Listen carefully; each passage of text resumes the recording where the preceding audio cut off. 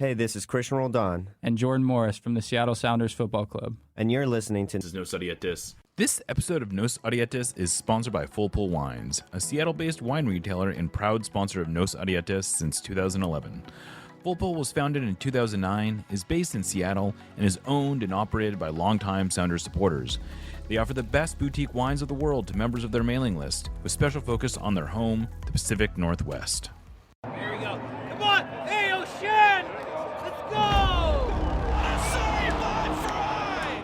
The Seattle Sounders have done it! MLS Cup winners!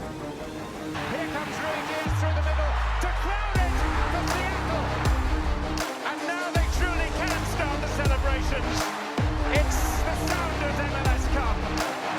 Nicola Dero leaves absolutely no doubt! The Sounders rule the region! Seattle Sounders is going good! They've scored! They've scored! Finally! This feels fucking awesome. This is a tiny dog.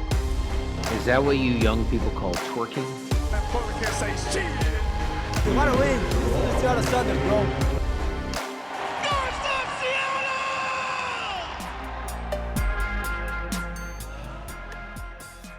Welcome to another episode of Nos Odietis.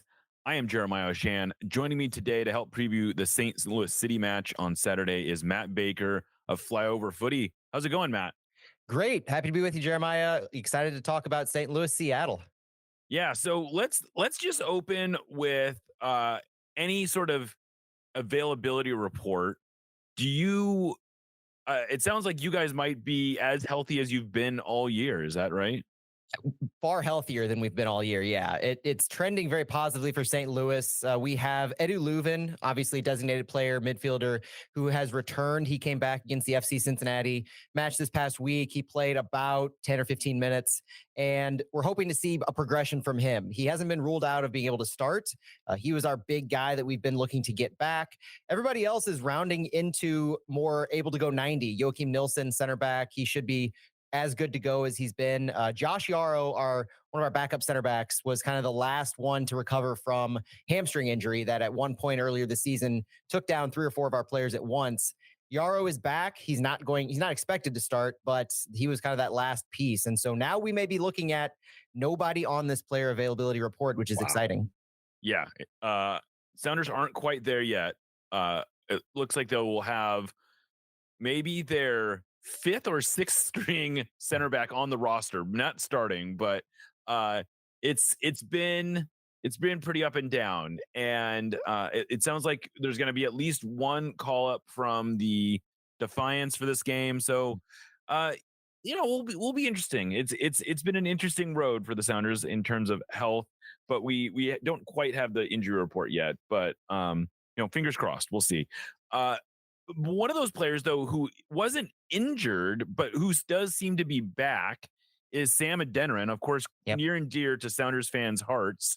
What's going on with Sam? He was sort of like out of the team, but he's back in, right? Yeah, this was probably the most contentious, interesting thing that's happened to St. Louis in our short existence. At one point earlier this season, Sam just wasn't on the game day roster. I think it was the Austin FC game where he just wasn't there. And when asked, it wasn't an injury concern. He just wasn't on the game day roster. And this was shocking, not just because of the form that Sam has shown he's capable of, but he's essentially one of 2 strikers that we have on our roster at this point. So without Sam and no injury concerns, what's going on? And it was this kind of slow burn over a few days, and then it just escalated quickly when Bradley Carnell came out, and he didn't directly address it, but he just said that they're looking for these kinds of players who bring a certain level of intensity, a certain demeanor to training and to the field. And until further notice, Sam is training on his own. And it was just this mind-boggling moment where something happened in training that blew up, whether it's between Bradley Carnell and Sam or between Sam and other players. Nothing more was really known other than, you could kind of read between the lines that it was perceived he wasn't giving it his all in a certain way, whether it's, and you could start to make conjecture, like Bradley Carnell values 2-way players. He's throughout Klaus's slumping, he's always referred to Klaus's defensive work, his two-way play, his hustle. And so there's a lot of reading between the lines that went on. And Sam was out for a couple of games. And then one day he was just back at training. And we showed up and we saw that he was just on the field. And very quickly after that, the team, the St. Louis City PR department, to their credit, made Sam available to talk to us. And we actually got to hear from him. So they were very as open as possible about it, though neither party, Carnell or Sam, really addressed what happened. They just addressed that they're back on the field and moving forward. What happened is behind them. Sam feels that he's always giving it his all. He's never needed to change how he's been operating. And then he starts to get more sub appearances. So at this point, I guess it's just burying the hatchet, so to speak. I don't know that there's really a big happy family mentality right now because Sam hasn't seen many starts since then. He hasn't had much of an opportunity since then.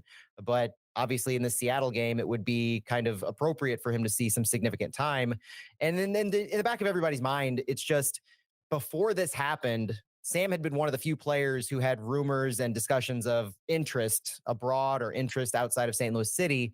So his contract's expiring at the end of this year too. There's a lot of things circling in the air about Sam Adeniran that just leads St. Louis fans to believe that he's not long for this club. And we're waiting to see more from him on the field after all of this kerfuffle with Bradley Carnell. Right. He started the season gangbusters. I mean, picking up right where he left off, goals in his first 2 games. And he just has 1 assist in the, 8-9 games since then. But he did start, I guess he started against St. Louis. How did he look against St. Louis? Well, he started strong. Sorry, against Cincinnati. Yeah. He started strong. St. Louis. He started strong this year. I was waiting for that little but no, he started strong this year, and then it just seemed like that moment happened. And I would say he started against Cincinnati mainly because it was a rotated lineup. It wasn't necessarily he earned the start over Klaus at this point. It was from my perspective, we had 7 different starters than our usual starting 11. Bradley Carnell referenced he only thought we had 2 or 3 who were just net new to the team, though players like Sam had been subs before that, and then he rotated as a starter role.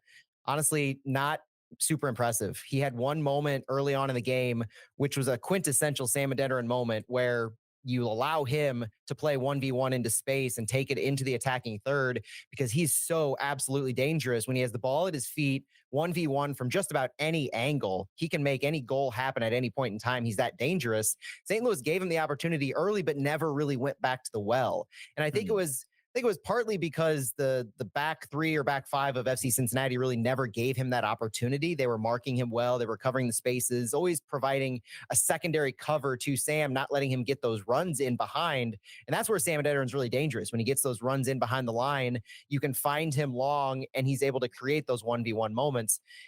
If and when he plays, that's a style that St. Louis has to go to the well continuously at, because Sam has shown, especially early in the season, that if given those opportunities more than a few times, he's going to make teams pay. So the other player who has Seattle ties is Aziel Jackson. He looks like he's been in and out of the lineup. What's his status right now? Fully healthy. He's mostly, I think, been in and out of the lineup because of his production. And not unlike Sam, we just haven't seen a whole lot from AZ this year, whereas we hoped we would see more of a leap from 2023. Because last year, AZ took the number 10 role underneath our strikers and he ran with it. It's not a traditional playmaking number 10 role. It's more, pressing, playing off a second striker-ish role in the center. But AZ Jackson just hasn't seemed to take that next step up in his career and his advancement from last year. And I think we're all looking for him to do that because whenever he steps on the field, you can see the hype. You can see the defensive work is in that. And that's why he keeps seeing minutes, regardless of his goal scoring or his assists that he's able to put on the board. Everything he's doing outside of those and in between the numbers is very impressive. He's getting chances himself. He's being put in position with the ball in the attacking third to make things happen. What I've seen from AZ is just a little bit lack of a vision at times. He makes some errant passes. He's not making the smart choice in who to deliver the ball to. And it seems at times he's trying to force things too quickly. And this is a St. Louis style. They want to get the ball into the attacking third and they want to make 1 or 2 passes at the most before they get a shot. They're not looking to possess the ball in any semblance in the attacking third. And AZ seems to epitomize the issues that St. Louis has had, where he's provided opportunity, maybe in space at first, and whether it's dribbling into a couple defenders and losing the ball, trying to draw a foul maybe, or trying to make a pass and it's just intercepted, things just haven't been working out. Now, in the last game against FC Cincinnati, he had a couple of shot opportunities himself where they were probably the best shot chances that St. Louis had created. They didn't have enough bite on them. One time he threw his body near goal, trying to get a header, diving like a missile. So the effort is there. We're just not seeing the results yet for AZ this year. And so looking at it, I know that St. Louis has changed formation. Like they don't have a base formation that they are just systematically devoted to, but it does look like they've sort of maybe started to use a 4-2-3-1 a bit more this year than they did last year. Is that an accurate depiction? I assume they're still pressing as hard. I mean, I know their defensive numbers are just as high as they were last year. Yeah, they've been a little more, I would say, mindful of their pressing this year. It's not, I wouldn't classify it as all out pressing in the opponent's defensive third. I would classify it as a little more intelligent pressing where they are mindful of their push points. Sometimes they're waiting until the middle third of the field to engage, but they still have that swarming mentality. So when one player presses, the others move in unison. So that first initial person, whether it's Klaus or Sam or AZ or on the wings with Celio Pompeo and Rasmus Alm, whoever presses first, the others get in line, covering the players underneath. And so they try and swarm and take off and cut away those lines. As far as formation goes and how they look when they do this, they have really settled into a 4-2-3-1 so far this year. The few times that they've run out two striker formations with Sam and Klaus, it, first of all, hasn't worked out very well in creating opportunities, but also it hasn't really presented itself as a 4-4-2 like they did last year when Nico Gioacchini was on the team. When Nico and Klaus played together, it was a true second striker situation with Nico, and they were almost parallel high up on the field, Nico and Klaus. But this year, when Klaus is on the field with Sam, it is still a 4-2-3-1 looking formation. Klaus has been dropping underneath, playing the 10 role, which has it's definitely changed his style and expectations for what he's doing. And that's been kind of a point of frustration for St. Louis fans because it feels like Klaus has been less of that target striker up front, the holding line, and more of he'll get the ball sent at times from Roman Berkey or from some of the wingers. They'll play a ball long, which St. Louis loves to do. Klaus will get it, and then he'll be the playmaker that tries to deliver service to players off of him. And sometimes he's making it back and being a destination after that. But like I said earlier, St. Louis doesn't look to possess. They don't look to pass and create space in the final third with 3, 4, 5 touches. So with Klaus as being the one who's holding the ball in the final third, when he plays once off, that's usually where the shot comes from. And so, this difference in how Klaus has been playing with Sam on the field next to him has been fascinating to watch. And then at times when we have this press and you have a player like Indiana Vasilev, who's been playing the number 10 a lot lately underneath Klaus, he can push as high as Klaus on the press. So when we're in our defensive shape and we drop back into the 4-2-3-1, our number 10 often presses near equal to our striker. And so you'll have a lot of that space opening up in the midfield that you can work around with an opponent's number 6 and allowing some space in the midfield that you have to cover with those two pivots by St. Louis.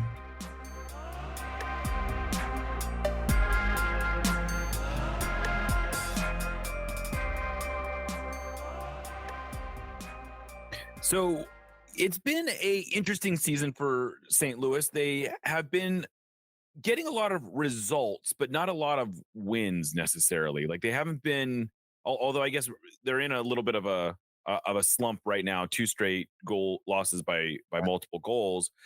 But how would you describe this season? And does it feel like I don't know. I know there was a lot of people that predicted there was going to be sort of a crashing to earth because of like the XG numbers last year. Oh yeah. Like St. Louis sort of outperforming their XG last year. And so it sort of portended some potential fall this year.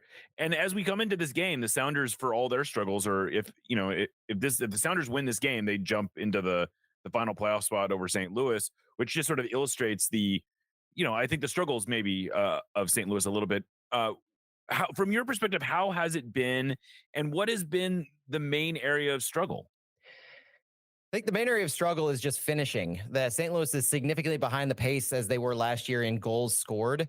They're not doing bad on their goals allowed, and that's I think the thing that St. Louis has to hang their hat on. Roman Berkey has a handful of clean sheets. He's been standing on his head in a lot of these game states. But the most frustrating thing is their inability to put some of these games away, and it feels like they've turned losses into draws, but they've also turned wins into draws. And that's been the frustrating thing.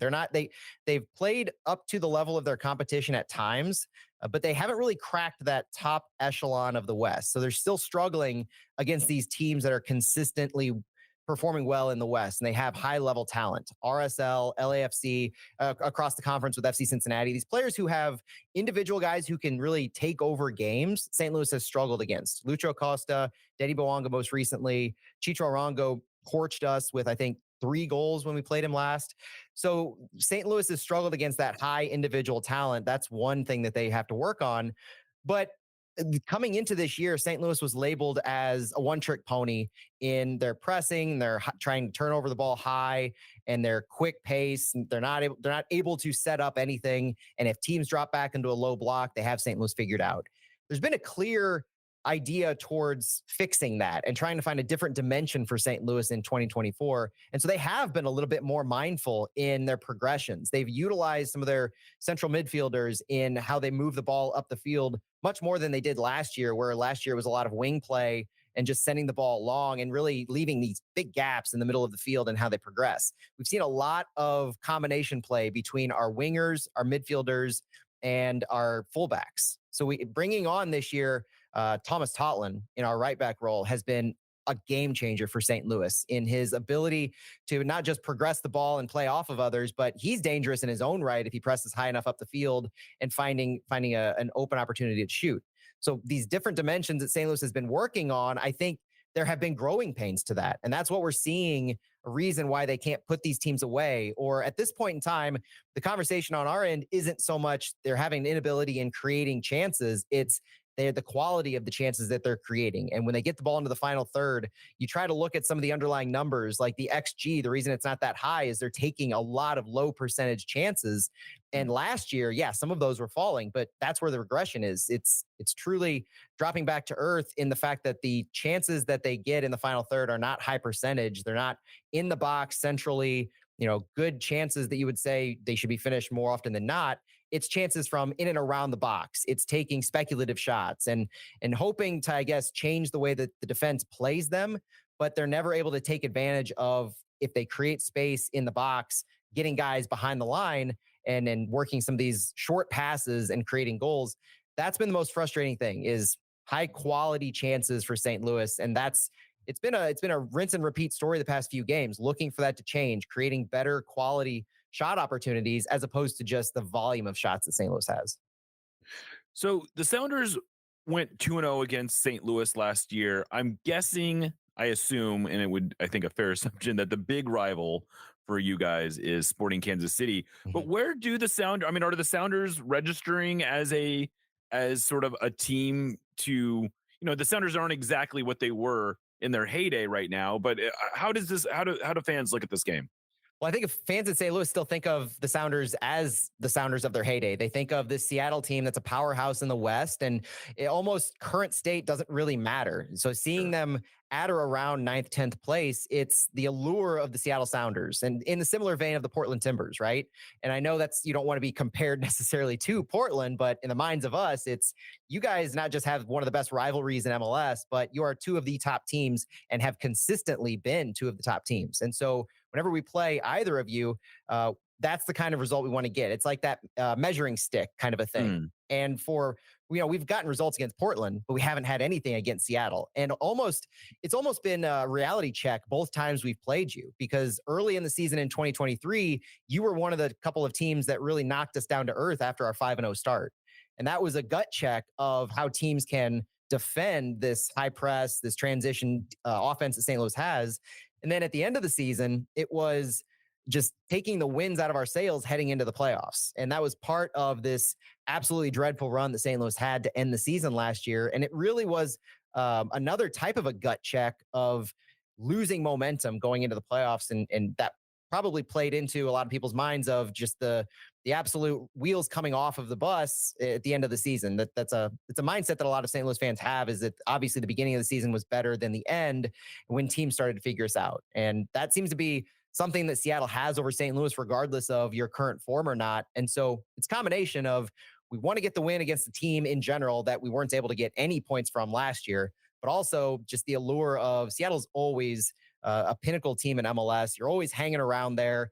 Regardless of your start this year, I think it's almost assumed that the Sounders are going to make the playoffs, at least in my neck of the woods. And so that's a team that's an opportunity for another measuring stick.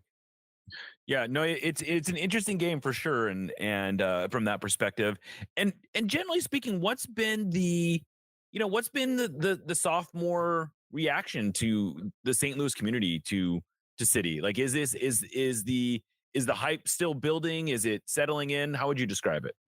I would say people still have high expectations for St. Louis, and coupling that in the larger landscape of our sports scene, where the Cardinals are abysmal right now, the Blues were really bad.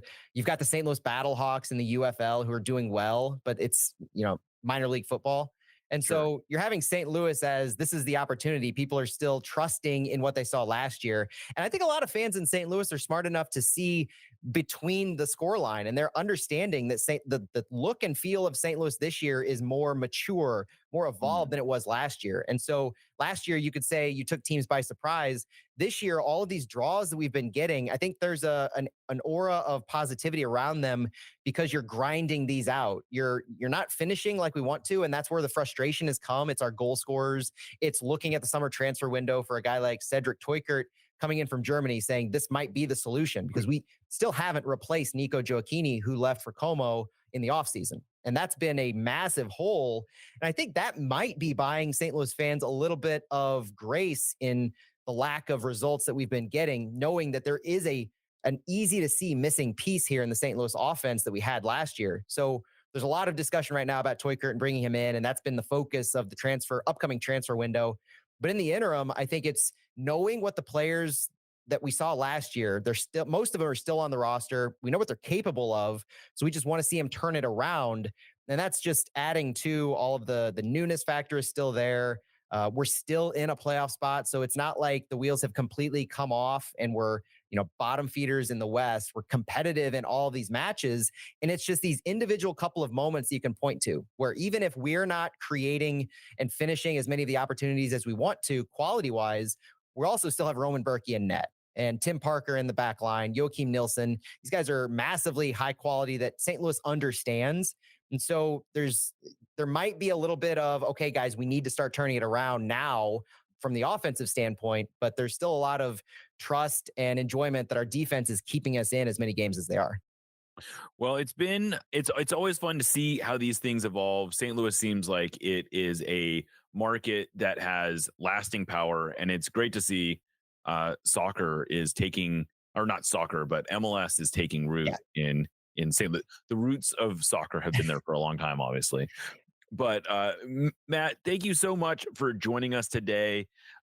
Anything else? Where can people follow you? Where can people hear from you?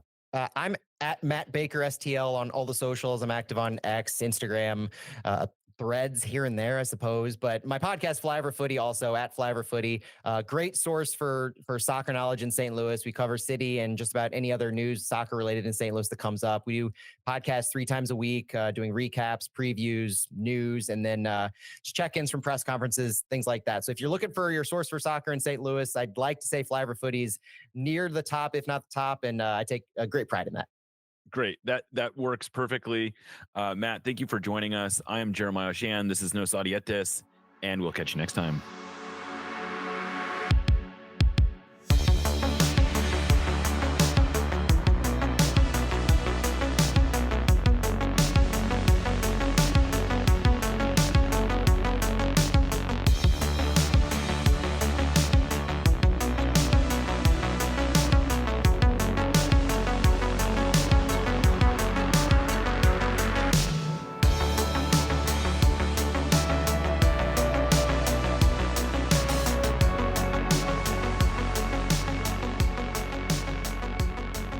We love you. Let's win another one.